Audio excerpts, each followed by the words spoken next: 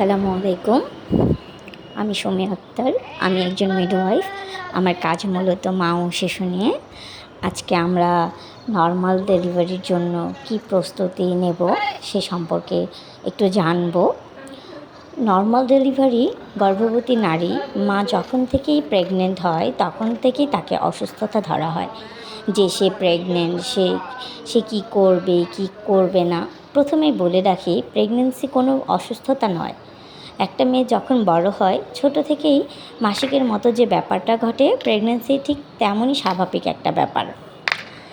এখন তিনি কিছু নিয়মনীতি মেনে চলতে পারেন, যেমন দুপুরে 2 ঘন্টা বিশ্রাম নেবেন, রাতে 8 ঘন্টা ঘুমাবেন। তিনি সবসময় শুয়ে বসে থাকবেন না। প্রতিদিন কাজকর্ম তিনি করতে পারবেন।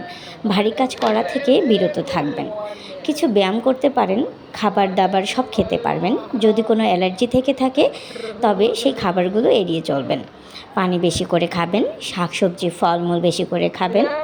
গর্ভকালীন কমপক্ষে 4 বার আপনাকে ফলো আপে আসতে হবে। কিছু টেস্ট করতে হবে, বিশেষ করে ব্লাড টেস্ট করতে হবে। মায়ের কোনো অসুবিধা হলে ব্লাড পাওয়াটা সহজ হয়ে যায়।